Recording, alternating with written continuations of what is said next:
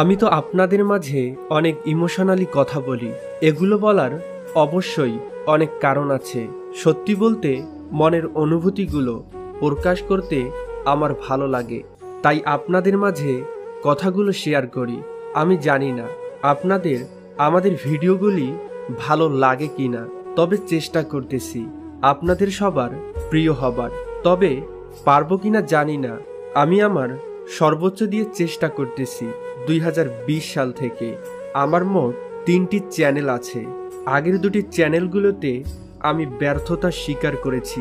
অনেক আশা নিয়ে এই পারফেক্ট জীবন ইউটিউব চ্যানেলে কাজ করতেছি। 750+ ভিডিও আছে এই চ্যানেলে। আপনাদের ভালোবাসা অনেক প্রয়োজন। আজকের ভিডিওতে আমি আমার ইউটিউব চ্যানেল সম্পর্কে কিছু কথা বলবো।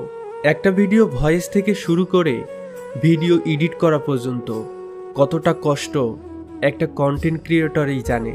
আজকে আমি আমার এই ভিডিওর কমেন্ট বক্সে জানতে চাই আপনাদের কাছে, আপনারা আমার কাছে কী ধরনের ভিডিও আশা করেন, অবশ্যই জানাবেন।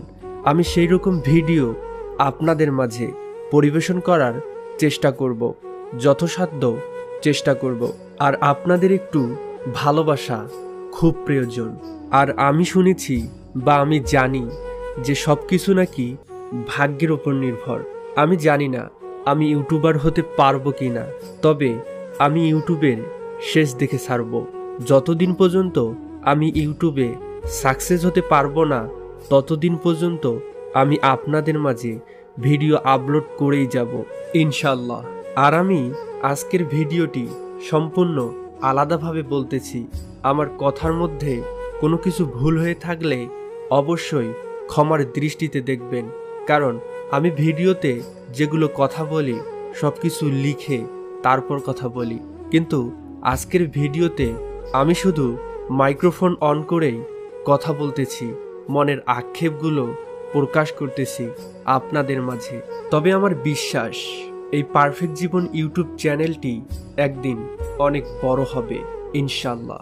এখন আপনারা অনেকেই বলবেন আপনি হয়তো কোয়ালিটি সম্পূর্ণ ভিডিও বানান না, তার জন্য মানুষ ভিডিও দেখে না। আপনাদেরকে বলবো আমার ইউটিউব চ্যানেলে গিয়ে একটি ভিডিও মনোযোগ সহকারে দেখবেন।